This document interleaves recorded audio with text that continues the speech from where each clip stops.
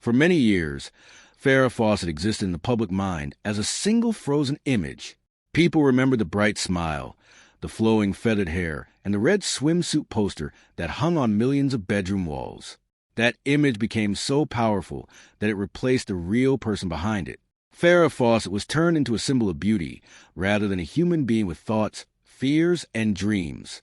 Decades after her death, people are finally beginning to talk about her again, not because of nostalgia alone, but because new conversations are revealing how much of her story was ignored or misunderstood. Farrah was not simply a product of Hollywood glamour.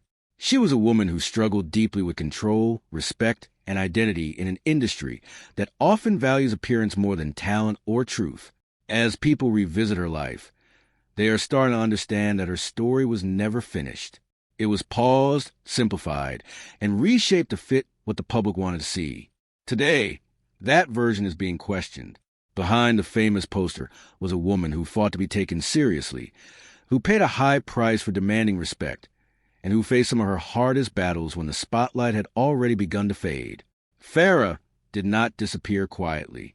She was slowly pushed aside while still trying to survive emotionally, professionally, and physically. The renewed attention around her life is not about celebrating an old celebrity, but about correcting history and finally listening to a voice that was ignored for far too long. Farrah Fawcett was born on February 2, 1947, in Corpus Christi, Texas, into a modest Catholic family.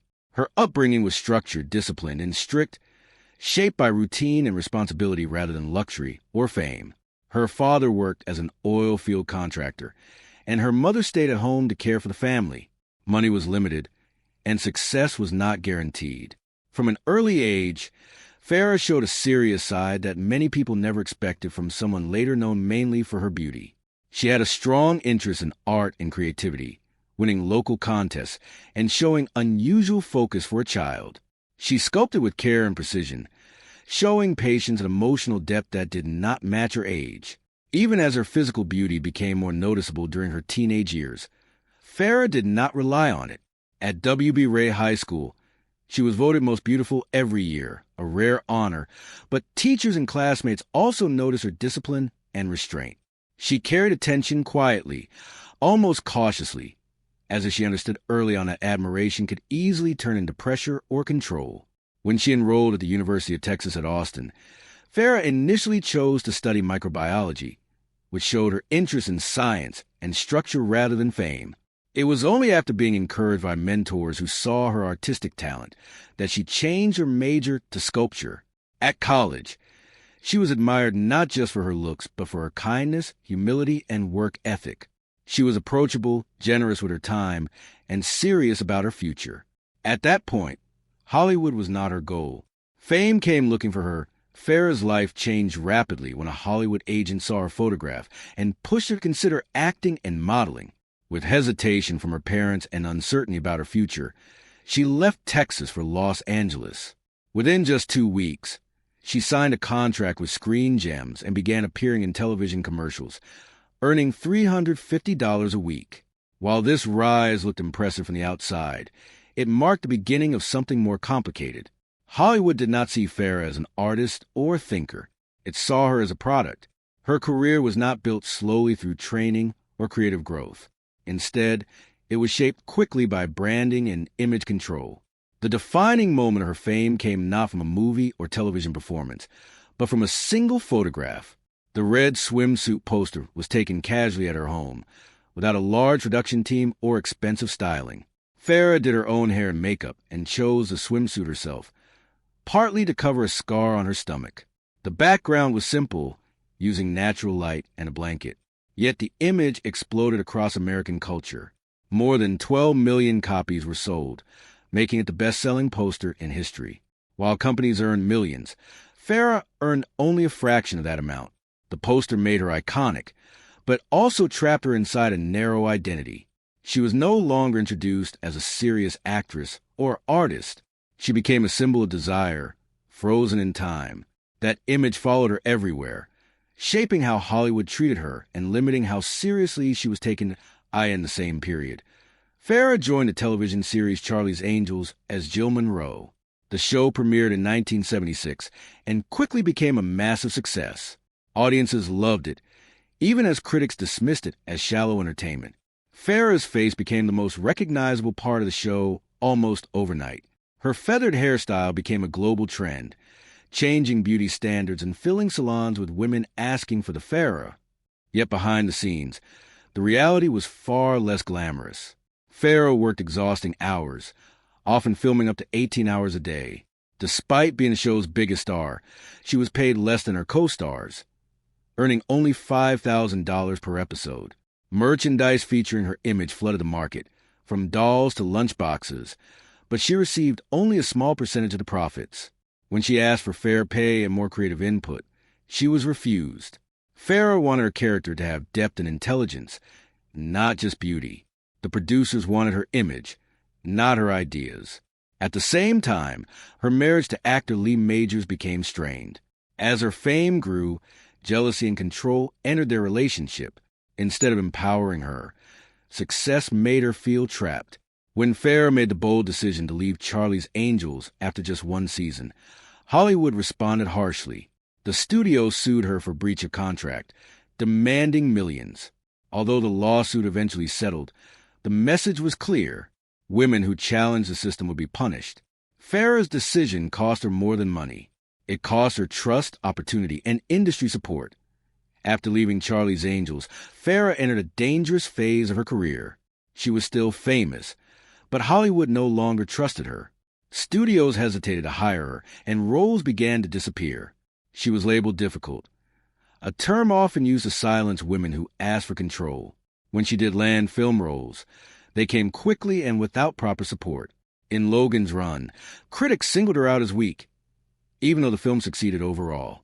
The criticism landed hard, marking her first major public stumble. Other films followed, including Somebody Killed Her Husband and Sunburn, which were met with ridicule and failure. Each disappointment added to the growing narrative that Farrah could not carry serious films.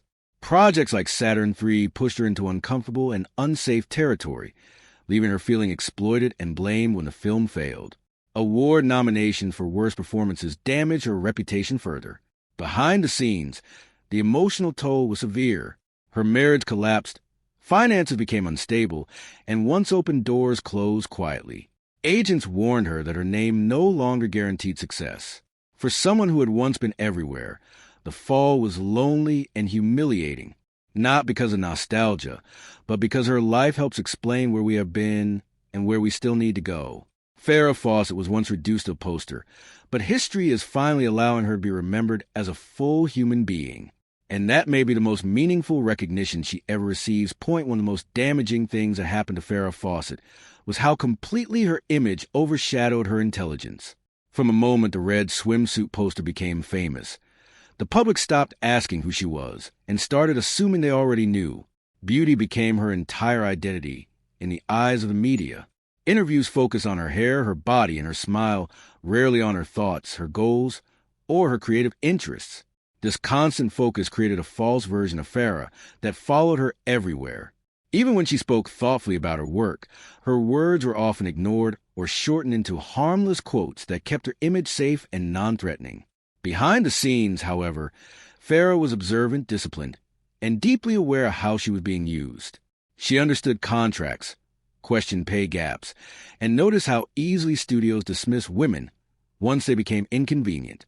Her background in art shaped how she saw the world. She did not think only in terms of fame, but in meaning, form, and expression. That is why shallow roles frustrated her. They felt like a waste of time and talent. Unfortunately, Hollywood had little patience for a woman who refused to stay simple. When Farrah tried to change her narrative, the system resisted. Casting directors hesitated to offer serious roles because they believed audiences would not accept her as anything other than decoration. This belief became a self-fulfilling cycle. When she was given weak roles, critics blamed her for weak performances.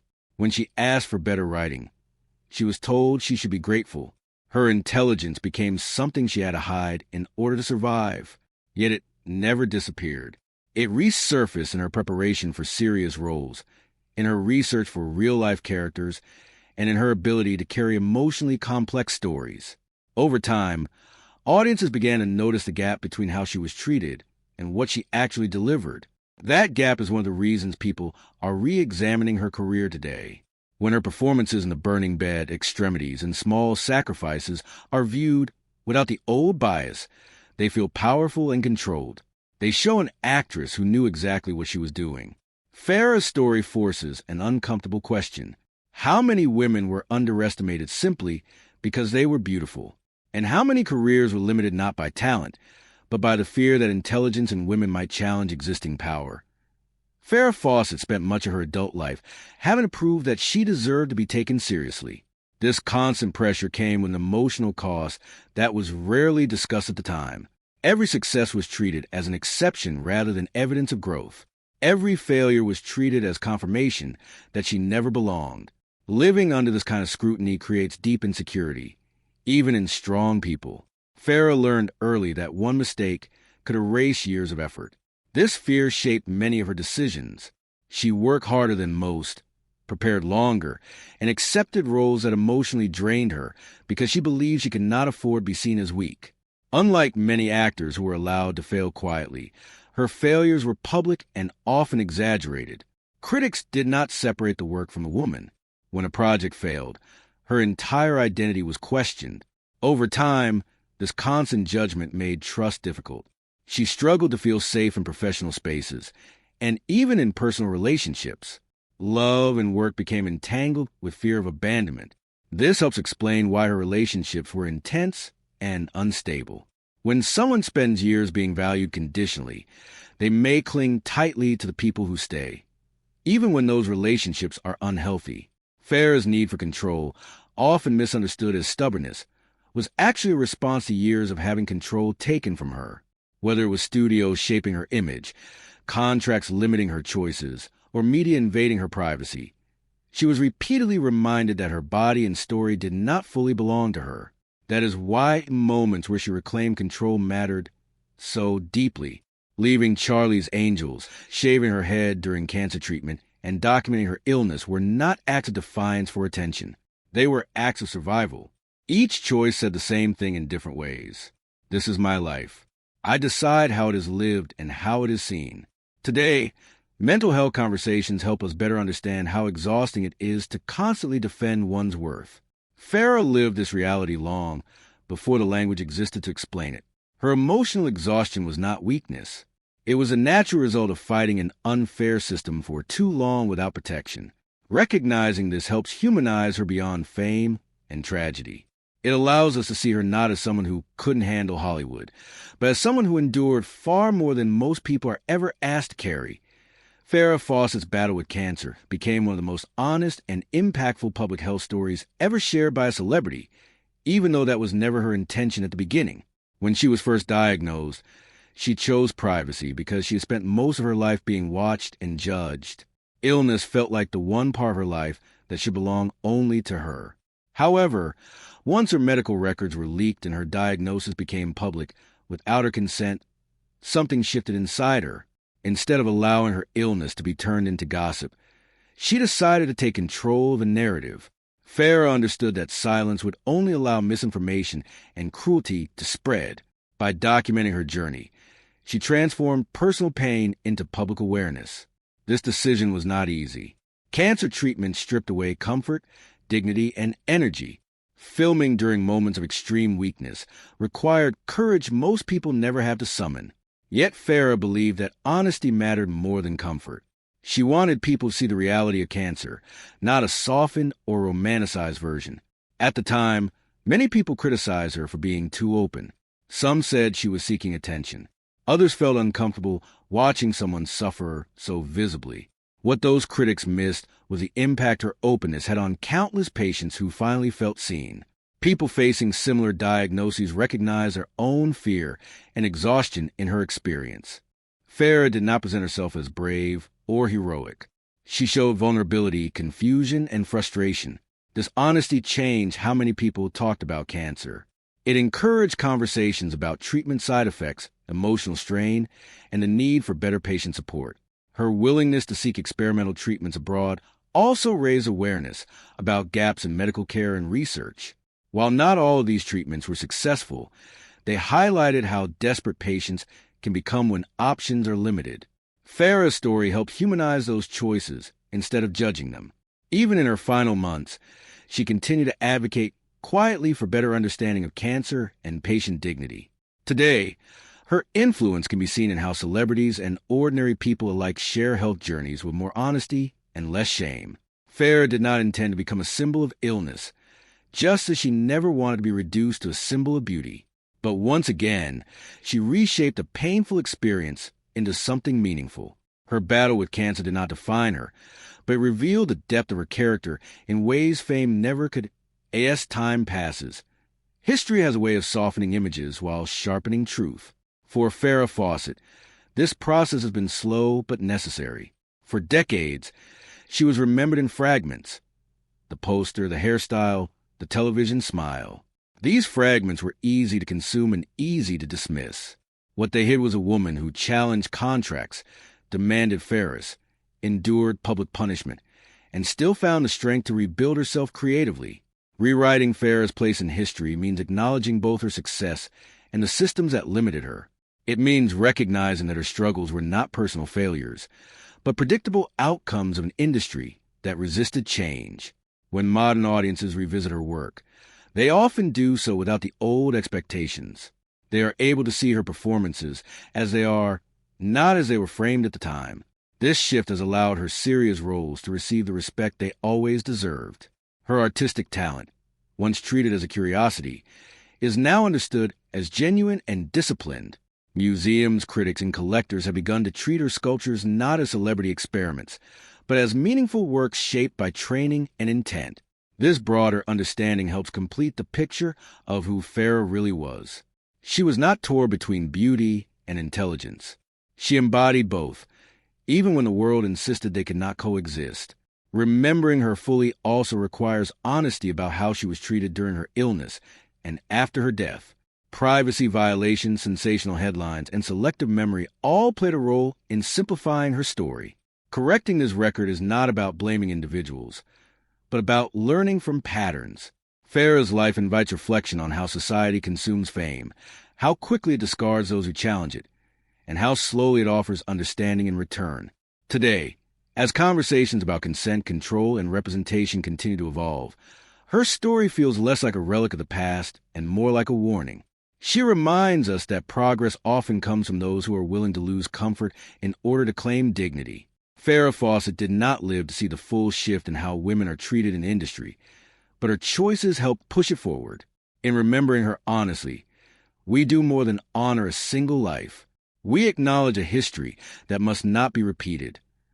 Farrah Fawcett's life teaches a lesson that goes far beyond Hollywood or celebrity culture. At its core, her story is about what happens when a person is seen but not truly heard. From the beginning, the world reacted to how she looked long before it cared about what she thought or felt. That imbalance shaped nearly every stage of her life. When she accepted the attention, she was rewarded with fame. When she questioned it, she was punished.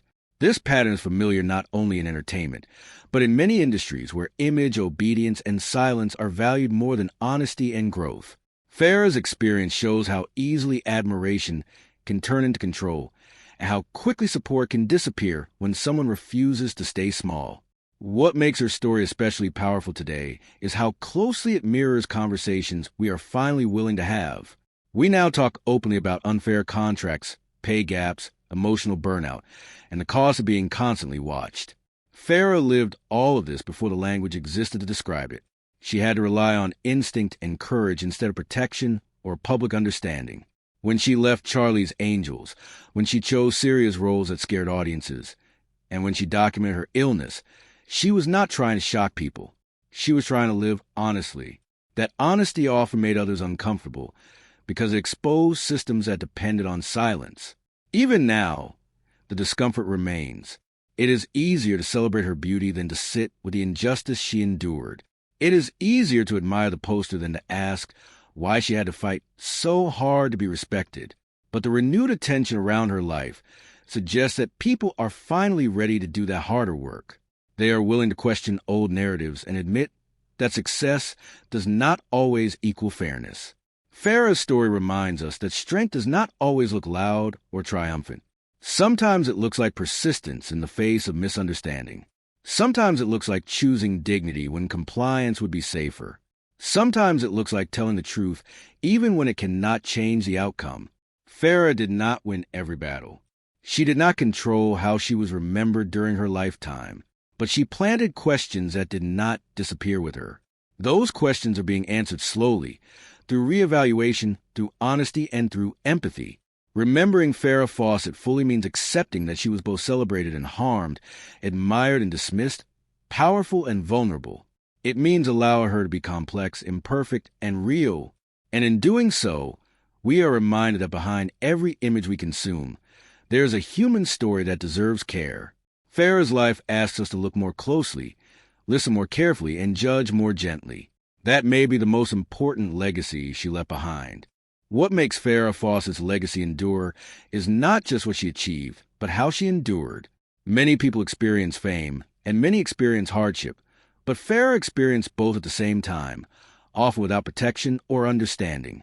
She was expected to be grateful even when she was being underpaid, controlled, and dismissed. She was expected to smile while her choices were questioned and her ambitions minimized. Over time, this expectation became a kind of cage. Yet Farrah never fully accepted it. Her courage was not loud or dramatic. It showed itself in small, steady decisions made under pressure. She asked for fair treatment when it was risky. She chose difficult roles when it would have been safer to stay familiar. She faced illness without hiding the truth, even when the truth made people uncomfortable. This quiet courage is easy to overlook because it does not fit the traditional story of triumph. There was no moment where the industry apologized or suddenly changed its ways for her. There was no perfect comeback that erased years of struggle. Instead, there was persistence. There was refusal. There was a steady effort to live with honesty in a system that rewarded compliance. Farrah's story also challenges how we measure success. If success is defined only by money, popularity, or awards, then much of her later life looks like decline. But if success is defined by integrity, growth, and impact, then her later years were some of her most meaningful. Through her performances, she helped bring difficult conversations into living rooms across the country. Through her foundation, she continues to help people